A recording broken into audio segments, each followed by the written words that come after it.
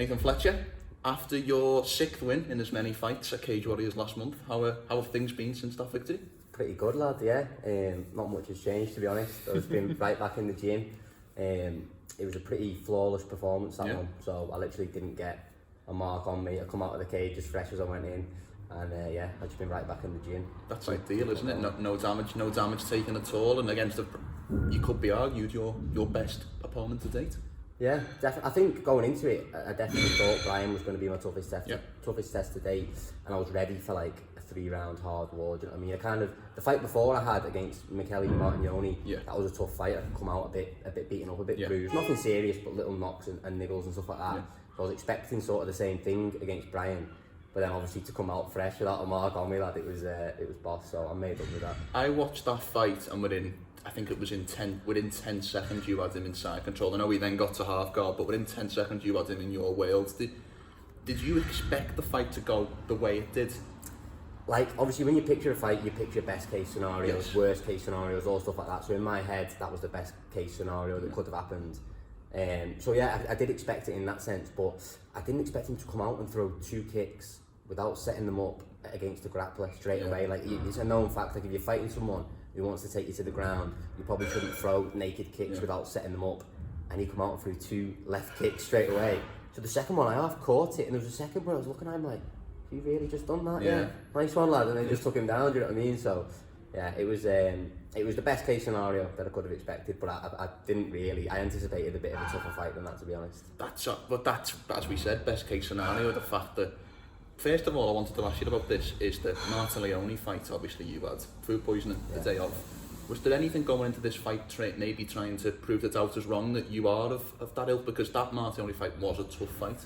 Yeah, do you know what? I think more so than that, I've realised now how compromised I was in that fight. Like, on fight day, I just can't, and in the cage and everything, I just kind of thought, wow, this kid's really good. Do you know what I mean? He was stuffing a lot of my takedowns. He was defending the back dead well. He was getting up every time. And he was a really good opponent, but I think how strong I felt and how explosive I felt getting into the cage against Bouland was a massive difference from how I felt. I felt so flat and like a bit drained already. Obviously, I'd had no food fight day. I'd been shitting on the bog all day, do you know what I mean, and throwing up and stuff like that. So that wasn't ideal. But yeah, it definitely made me realise how compromised I was because of how good I felt getting in the cage against Bouland. Do you have any regrets taking that fight? With Martignoni? Yeah. No, definitely not. I think at the time it was literally, from weighing day I felt great, and then what I'd eaten that day caused the food poisoning overnight. And waking up fight day, I'm never going to pull out of a fight day, do you know what I mean? The weigh-ins are done. Everyone at home's waiting to watch me fight that night. Like, there was no way I was pulling out. And there was a few phone calls to like my close mates, Alex and Adam Cullen. Yeah. And they were kind of just relaying to me like, look lad, all the hard work's done, you're ready. It's a mental thing, this going in now, do you know what I mean? And that kind of reaffirmed to me like, yeah, I'm going to get in there, and I've decided I'm winning this fight regardless. I didn't tell my bird, I didn't tell my mum, anyone like that, because I knew they'd be dead panicked, you know what I mean? So after the fight I rang them and I was like, sorry, I had to drag that out a bit. I had food poisoning all day. They were like, oh, why did you even fight and all this? But yeah, in my mind I was 100%, I was going to get in there, you know what I mean, all day. Yeah. What did it feel like getting that 6th win? Because as we've mentioned, probably the biggest opponent to date, starting to establish yourself in this Cage Warriors Bantamweight division. What did that finish feel like? Yeah, it's unreal. Like, every fight is like a big sort of sense of relief afterwards, because like our sport's mad. We put all this time and effort into one moment that's literally 15 minutes. You know what I mean? Like any other sports person, like footy players, tennis players, whatever they are, NBA basketball players, they get to perform weekly. Do you know what I mean? So they're training and their whole they have like a whole season to perform and show what they're about. We get 3-4 times a year, maybe. Do you know what I mean? And it gets less the further into the sport you get. Like champions are fighting once, twice a year. So there's a lot of pressure on that moment.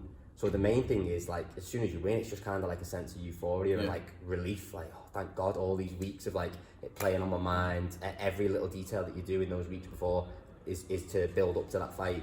So yeah, the biggest thing is just like, I'm so relieved that it's done. Do you know what I mean? I spoke to Drew Dober, you know, the UFC lightweight Drew Dober, and he talked about that. And I remember saying to him, I said, Drew, if you fight 4 times in a year, 4 15-minute fights, although training is technically your job, you only officially do your job of fighting for an hour a year. Isn't that's no sport, never mind sport, no profession is like that in the world. It's crazy, it really is. And that's why I think our sport is like probably the most high pressure sport that you can do as an athlete, because that's what you say, everything rides on those 15 minutes, 25 minutes that you're fighting for a belt, but such a short period of time to show such a long period of time of work, do you know what I mean? So there's a lot of pressure riding on each fight, and that's it. It's a good sense of relief when you get it done. I feel a bit like, obviously I've spoke to a lot of the guys out in Next Gen, and I feel like, Nathan, you're kind of the halfway point between some of the young amateurs, and not amateurs, but young up and comers, and the established pros, the likes of Paddy, the likes of Molly, the likes of Matt Bonnet. Do you feel like that, and where does that situate you in terms of training?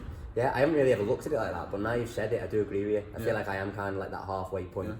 But for me, it's good because I've got lads to look up to, obviously, and then I've got other lads who are kind of looking up to me and coming through with their careers, seeing how I'm doing it. So I'm trying to like set a good example for them in how I train. But I've also got fighters like Paddy and Molly and Bonner, especially, to look up to. Do you know what I mean? So yeah, I feel like it's a very good position, and I'm very lucky to be with this team. Like, it just kind of happened by chance. My mate Adam Cullen was the one who found it for me. I didn't know anything about Next Gen or anything like that when I first come here. I just trusted him to find the best gym possible for us, because obviously I'm from Southport, I'm not from Liverpool, so we had a bit of a choice really what gym we could go to. And Adam picked this one, and it was the best thing that he ever did, and the best thing we ever did was coming here. So did you and Adam start the sport reasonably close together? Yeah, so basically I started at a gym in Southport called the Dog Pit, which was like just a small gym from where I'm from. And then about 6 months into me training there, Adam come, and he lives in Formby, so it's like 15 minutes from Southport. I didn't know him at the time, but then me and him were kind of the only two getting in this gym, because it was, like I say, a small gym. Wasn't many people turning up, it was me and Adam. So we would train together for like 2-3 years there really, and then we built obviously a close friendship.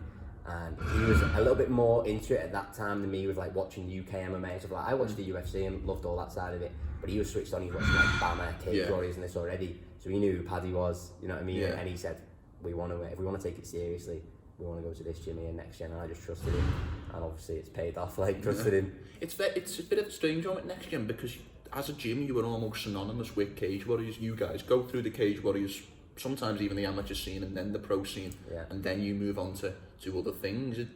Is there any particular reason behind that? I just think Paul, our head coach, has got a very good relationship with Brian Bouland, who's obviously the promoter of Cage Warriors. You know what I mean? So, and to be honest with you, like, I wouldn't want to be anywhere else. Cage Warriors is the best platform in Europe, as you've seen with fighters in our gym, Molly and Paddy, and all the other fighters that have come through Cage Warriors. I think it's like 101, 102 fighters have gone from Cage Warriors to the UFC. So for me, I'm seeing that and thinking, right, that's the proven pathway, that's where I want to be. And I've been lucky enough to, I kind of come into the gym, I feel like, at the perfect time, as it was taking off. And like, my whole amateur career has been Cage Warriors, and now all my pro career, 6 fights, has been on Cage Warriors. So I've had the best platform. I'm so comfortable around Cage Warriors now, all the staff, everything that goes on. I know the whole sort of routine of fight week. So it just feels like second home to me, going and doing these Cage Warriors events. And yeah, it's paying off massively. The beauty of Cage Warriors is, as well as you do get tested, that you don't really get gimme fights. You look at the odds, and I think you were a close-ish favourite, round about a 2-1 favourite. Against Bouland? Yeah, I think it was about, I think Bouland was plus 180, so about, what's that, 7-4, something like that. I'm clueless with odds, lad. I've never put a bet on in my life, so I've not a clue. But that surprised me, that was a favourite, because he's a lot more experienced than me. But yeah, what was the question again? Sorry. No, just what I mean by that is like, you don't really get gimme fights, so you do get tested, as opposed to building up a 6-0 record and fighting people with a negative record. Well, you see, actually on my last fight, they were speaking about it as I was walking out, the commentators saying that the combined record of my opponents going into that was 16-1, and normally for someone who's 6-0 off the UK scene, it'd be the other way around, you'd be fighting a load of journeymen. But I've had good tests every step of the way. I fought gradually increasing in competition. Like my pro debut, I fought someone who's 4-0. You know what I mean? Like, no one really does that. But I was confident, my coaches were confident in me going in. I knew as well that I'd had tougher fights at amateur. Like, I fought the best amateur guys as well. So I'm fighting on Cage Warriors amateur shows. It's not much different from fighting pro. Maybe just the round, and obviously a couple of the rules are different. But you're there fight week with all the other fighters. You do the weigh-ins with all the other pro fighters. You get in, you do the rules meeting with all the other pro fighters. You're in the changing room with pro fighters. So it just feels like you're having a pro fight anyway. So where I'm 6-0 on Cage Warriors, I actually feel like I've had about 9 or 10 pro fights on Cage Warriors. About that, you know what I mean? So I feel very experienced in terms of Cage Warriors fights, definitely. What was it like going into this Bouland fight, having Bouland's last win being over a teammate of yours and Liam Gittins? Did that add any extra pressure, any extra anticipation at all? Yeah, I don't really think it added any pressure. If anything, I'll be honest, it gave me confidence, because I saw how Liam was dealing with him. Do you know what I mean? That fight was definitely an early stoppage. I think everyone would see that. But you can't take anything away from Bouland. He's got power in his hands. He did drop Liam. Do you know what I mean? He caught him with a good shot. So I was very aware of that. But seeing how the fight started early on and seeing how much pressure Liam was able to put on him. I spar Liam like every week. Yeah. Do you know what I mean? So I know exactly how Liam's pressure feels. Yeah. And seeing how Bouland was reacting to it, that gave me confidence knowing like, okay, he's not this big like scary guy he's been around the scene for a while. He was fighting pro when I was amateur. I've watched him for a while, so to get in the cage with someone like that can be a bit daunting. But having seen my teammate put it on him like that, and knowing I train with Liam every week, I was kind of like, right, okay, this guy's not anything special. I'm going to go in there and put my game on him and dominate him, and that's exactly what I did. So of course. Well, let's move a little bit from the past to the future. So immediately after the fight, you called for the title fight against Jack Cartwright. First and foremost, how do you view Cartwright's style as a potential style matchup against yourself? Yeah, I rate Cartwright. Do you know what I mean? He's very good. He's obviously got knockout power. Yeah. He's pretty well rounded. I think he can wrestle as well. That's another thing you don't really see in a lot of his fights, but he's actually come from a wrestling background, I think. Now, I wasn't actually calling out Cartwright. I was just shouting for the title shot. Course, I don't know what he's doing because he's obviously 10-0. He's not fought on the last couple of trilogies. I don't really know what he's doing with his career, whether he's going to go on to the UFC. I was just kind of like, after the fight, like you say, euphoric sort of, you know what I mean? So I just kind of shouted, give me the belt. Like, I think at one point I literally stood up and was like, because normally I kind of have in my head something I'm going to say to the camera afterwards, where there's no crowd, and I know all my mates are watching at home, I like to go to the camera and say something, do you know what I mean? But this time I hadn't planned anything, so I stood up and I was like, I don't even know what I'm going to say here. And I think I said that, and then I just shouted, give me the belt, give me the title shot. So yeah, I was just calling for the title shot, to be honest. But whether that's against Cartwright or whether it's against someone they bring in, whatever, I don't really care, to be honest. I'm just focused on my own career, and I think that's the next logical step for me, is to fight for the Cage Warriors belt. I was going to ask you about that because it is a bit of a strange one, isn't it? Not many people defend the Cage Warriors title 3 times. It's generally one, and then you do move on to other things. So it is a bit of a strange one with Jack Cartwright, and as you mentioned, he hasn't been too active, so there's a high likelihood it could be for a vacant title. Yeah, exactly. So I'm just staying ready for anything. Like I say, I'm one of those fighters that I like to focus on myself more than the competition. Like even with the Bouland fight, you plan certain things for each specific opponent, but ultimately I'm trying to grow as a fighter myself. There's a lot of areas I need to improve on, and I'm very aware of that. So my sort of goals and aims is more like Cage Warriors title, UFC contract, UFC title. It's not specific opponents. Do you know what I mean? I just want to keep improving myself. And I know that the best version of me can beat anyone in the world. Do you know what I mean? So that's sort of my mindset on it. Do you develop your game as a whole rather than developing for... Obviously, you plan and you strategize for an opponent, but is your training building your all-round game rather than preparing for someone specifically? Yeah, definitely. I think, well, Paul always says it to us. He says, if you've not got a fight coming up, you should always prepare to fight the world champion at your weight class.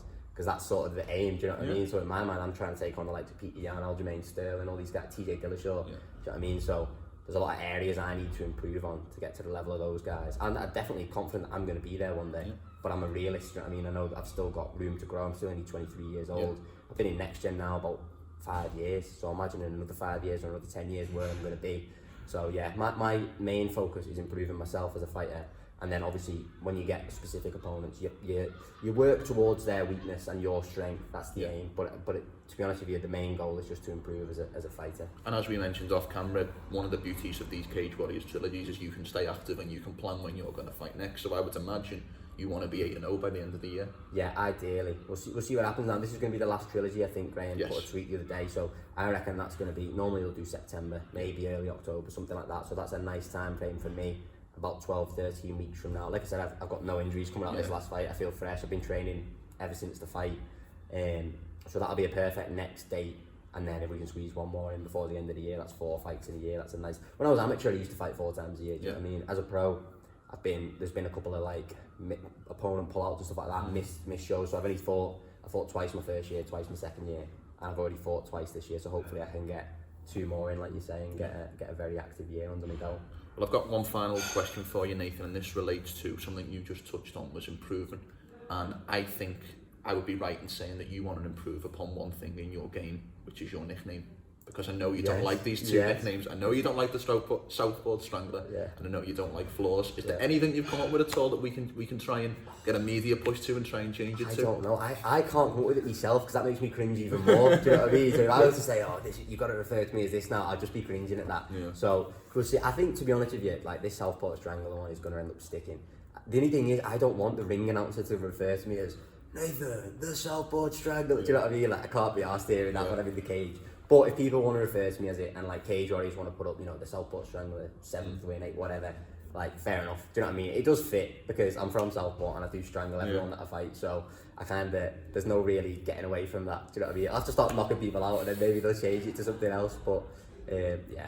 It is what it is, isn't it? Do you know what I mean? MMA is one of those sports, like, a lot of fighters do have nicknames, and, like, Paddy's called the Baddie, do you know what I mean? Initially, I bet he probably thought that is a shit nickname, but now it's, like, literally a copyrighted phrase, Paddy the Baddie, do you know what I mean? He's famous worldwide for that nickname, so I think most people know him as Paddy the Baddie, not Paddy Pimblett. Yeah. So maybe people will know me as the Southport Strangler in years to come. Where did it come from? Was it the Super Necessary guys? Is that right? Or possibly, yeah. They did do, like, a little poster gimmick things, like, wanted the Southport Strangler, but I can't actually remember the first person who's called me that. Paul always makes jokes about us, me and Adam being from, like, Southport and Formby, so he calls Adam, like, the Formby bad boy and all this, and me the Southport Strangler and all that. And I think he used to call me, like, Fairground Fletcher, because Southport has got a fun land and that. But yeah, I can't remember where it actually came from. Someone will be trying to take credit for it now, what they say, the Super Necessary lads will be saying, yeah, it was us, but yeah, I'm not quite sure. I saw there once a post that I thought it was them because I saw a couple of the guys retweeted, so I wasn't sure where it came from, but yeah. Well, I very much thank you for your time today, and I very much look forward to seeing you back in action as soon as possible. He's right, lad. Nice one, thank you. Before we finish, Nathan, how can people find you on social media? Yeah, so my Instagram's just Nathan Fletcher _ and then it's the same on Twitter. I don't really use Twitter that much, I just kind of retweet all the Cage Warriors stuff that they put on. But Instagram's my main one, and that's Nathan Fletcher _ And the floor is yours. Anything you would like to say or sign off with at all? By the end of 2021, I'll say this: I will be Cage Warriors Bantamweight champion, 100%. Put it there, my friends. Thank you for your time today. Nice one, lads. Belter.